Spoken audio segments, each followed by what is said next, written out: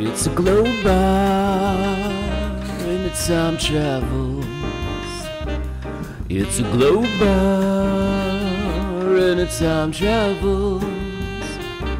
I bought it to store scotch and wine, but it transcends all space and time. I can't wait to meet my guest. Oh, where will we end up next?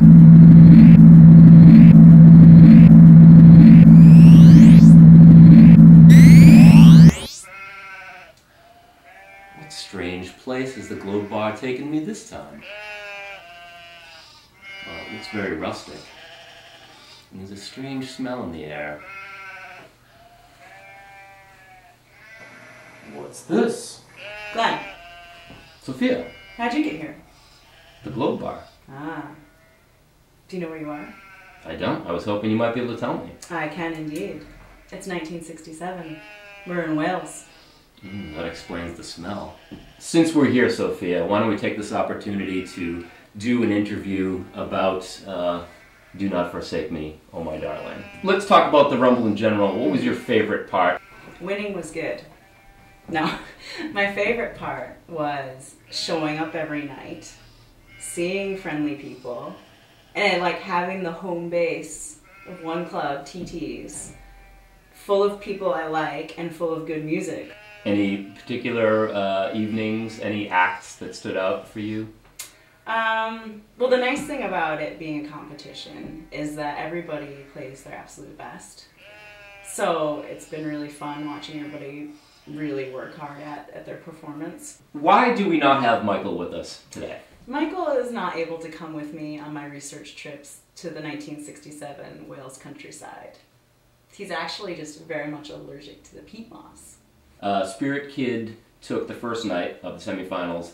How do you plan on disposing of Amin's body when you kill him?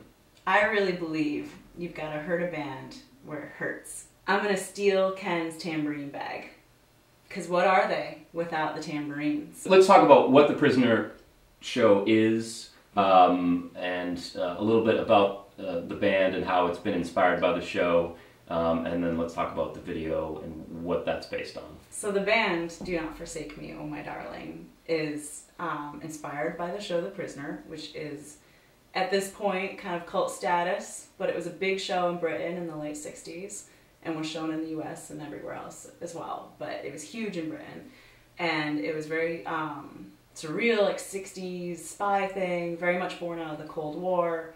But basically, so we liked all these things about The Prisoner, and we write all our songs based on an episode.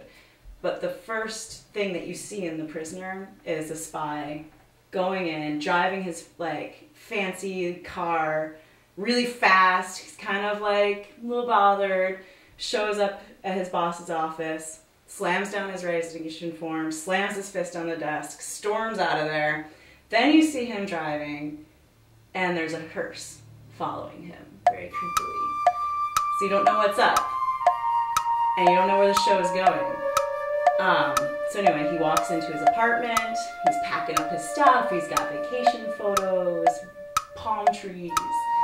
So you think, hey, he quit, he's going to take a little time off, go on vacation. Suddenly... Sophia, were you the kid in class that when they gave a book report, they told you everything that happened in the book? Probably. Would I recommend The Prisoner to a friend? Indeed I would. No, well, the thing with the But it almost sounds like the opening sequence is a story in and of itself. It very much so is. Unlike most credits. Yes. In the beginning of a show, you're getting almost like a narrative in the opening sequence. Right. Okay. And it's a narrative without words, which made it very interesting to attempt to recreate it for us. And also, what was really cool about it is that it's really the only backstory that you get on this character, because from there, he's just in this weird place trying to escape. And now these themes from The Prisoner, do they actually inform the lyrics of the songs on Yes. your EP? Thematically, yes. Okay. And you've got a new EP coming out. Yes. Which is called Questions Are a Burden to Others. Now, is that related to the show as well? Yes. Okay. Oh yes, he is told that. Okay. And then it's a bit of a mantra. The follow-up part is answers are a prison to oneself. Okay, so it's an expansion of more prisoner lore. Are you worried that you may run out of storylines? Well, here's the thing: is we're only doing one song per episode, and there are only 17 episodes. So what happens when you reach then? the 17 song? What happens then? We don't know. What if you based your music and your branding on a different show, say like Three's Company? Can you explain how that band would sound, look, and... That seems like it would be a lot poppier, right? I do want to ask you one question back about the Rumble. It took place during the preliminaries, and that is this shot right here of you with your tongue raised high, very Gene Simmons-esque shot. There was a lot of talk about this shot. Uh-huh. And now, can you tell me, is there something that you're tasting at TT's? Are you thirsty? You know, I probably was thirsty because we played our set without any stops. I think it's also trying to get as much air into myself as possible so I can continue to scream. So anytime I have a pause, I'm like, I just have my mouth open trying to like breathe. And I knew that I stuck my tongue out, but I did not know it looked like that.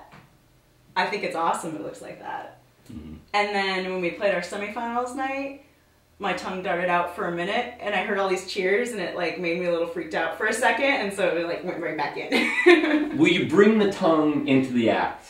I think the tongue is here to stay. That sounds like the perfect time to go into our nightcap portion of the show, where you make me your preferred cocktail of choice.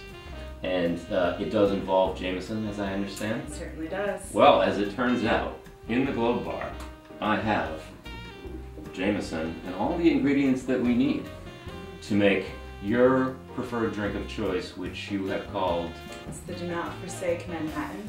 Okay, and let's talk about that a little bit. A traditional Manhattan has either rye or bourbon with sweet vermouth, bitters, and cherry. Okay, and your twist on the... My twist on it is that it uses a Jameson, which is much more like a caramel whiskey, has more of like a sweeter taste on its own. And it's called the Do Not Forsake Manhattan because it's our cocktail, but also because we have our cover of First We Take Manhattan. And that's become our standout song, I would say. The Leonard Cohen song, The First Leonard We Take Cohen Manhattan. Mm-hmm. We start with the Jameson, of course. And we have a sweet vermouth. Any particular kind of vermouth you prefer? Or? I don't have a preference on vermouth. And it's relatively inexpensive too. It's a very inexpensive. And how about Jameson? What's the price? Well, you can spend a lot on Jameson.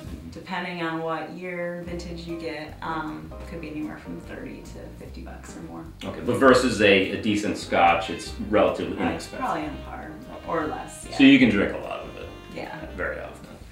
Okay, and of course, last but not least, we have these orange bitters. Good. I'm glad you have the orange bitters. Okay. That's an important ingredient. Yeah, not just any regular bitters. The orange bitters is the real bitter of the Do Not Forsake Manhattan. All right, so you mentioned two special ingredients here. Right. And the first of which we'll need to start with, are these adorable ice cubes. Heart-shaped ice now, cubes. You've told me that it's these ice cubes that give the Do Not Forsake Manhattan, that make it different than any other Manhattan. They add the love. Really. Okay. I usually use about 3 of these in a Do Not Forsake Manhattan. Okay. So we'll do that. And that's the other difference, is that with traditional Manhattan, oftentimes people more think of it as a martini where there is no ice. Right, it's shaken with ice and then poured into a martini glass usually. Okay, right. Now, do you measure anything? I don't measure anything. Really? That also might be a secret ingredient of the Do Not Forsake Manhattan. Okay. It's all by eye. It's all by eye. Okay. So the next step, I think, are these cherries. Okay. Tell me about these cherries. These cherries are candied cherries rather than a normal maraschino cherry. Okay. No corn syrup. It's pure sugar. Did not know that. Yeah. Okay. That's what makes the difference. And no red 7 or 24 or whatever it is. I was gonna say they're almost black. They're almost black because that's the real cherry color, the sugared cherry. And I noticed that it's not cheap. No. This says it's $18.99. There's a lot in there though. Yeah. And these go a long way. They do, but you know, you might want to use 2. So why don't we do these things? I'm thirsty. I need a drink. It's been a long show. Sure. Let's have the Do Not Forsake Manhattan. Put a cherry in. So this is all by eye. This is like a mostly empty bottle, mind you, coming out of the Globe Bar, but okay. I have no idea why that is. The sweet vermouth is next. Okay. You don't want to go overboard with this because it is sweet, and you can oversweet with the cherry and everything. You can oversweeten it. Okay. But the bitters do kind of take off. They counter that sweet. They counter that a little bit. Okay. So this is more just a splash of color in there. And then the last step, the bitters. Bitters. Okay. So. Hey, now, do we want to go easy on the bitters, or how bitter are they when I hear? They're not that bitter. Okay. Well, you know, you don't pour in a lot. It's like just 3 little shakes. And then, because this is not shaken how a normal Manhattan would be in the shaker and poured, I like to give it a little stir just to make sure everything is together. So, stealing the spoon, which now has some nice juice from the candied cherries on it. Get this guy stirred. All right. All right. That's the Do Not Forsake Manhattan. Right. Cheers. Cheers. That is the Do Not Forsake Manhattan. Talk about being a prisoner. I'm a prisoner to this beverage.